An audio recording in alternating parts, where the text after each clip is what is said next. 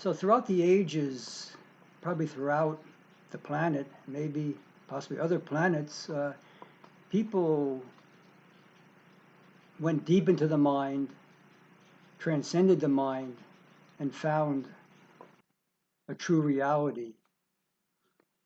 And in India, this was mostly passed on by word of mouth from guru to disciple. Eventually, after probably hundreds of years, somebody started writing these things down, and then someone collected them, and that collection became known as the Vedas. And the Vedas are divided into two sections, the Karma Kanda, which is the action section, and the Jnana Kanda, which is the knowledge or wisdom section.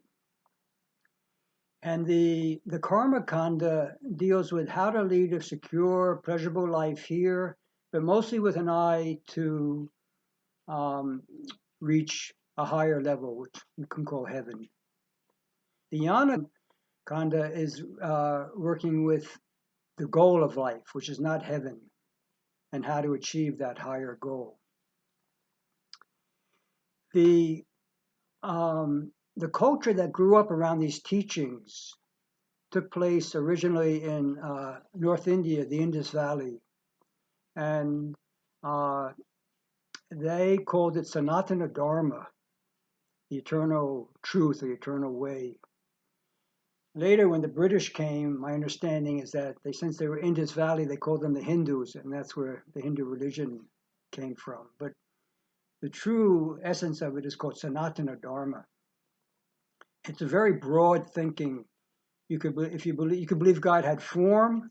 If you believed that with God with form, you could choose your form, any form that worked for you. You could believe God had no form, an all-pervading underlying consciousness, which I think most people, even the people with form, understand as the ultimate reality. Or you cannot believe in God. There was no need to believe in God in Sanatana Dharma. And the essence of the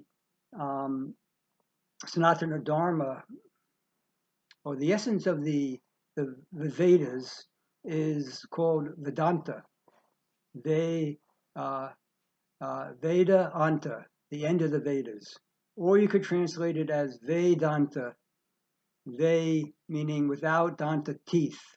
In other words, when you're old and gray and can't chew your food well, that's when you would study these teachings. It's probably too late. It's best not to understand Vedanta that way and translate it that way. You need to have some energy to practice Vedanta.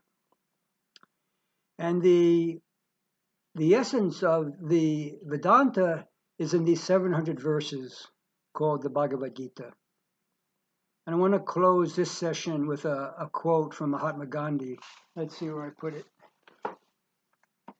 Okay, here it is. When doubts haunt me, when disappointments stare me in the face, and I see not one ray of hope on the horizon, I turn to the Bhagavad Gita and find a verse to comfort me, and immediately begin to smile in the midst of overwhelming sorrow. Those who meditate on the Gita will derive fresh joy and new meaning from it every day. So thank you for watching this video. My next one, I hope, will be from Catania, Sicily, in about a week or so. Thank you. Om Shanti, Shanti, Shanti.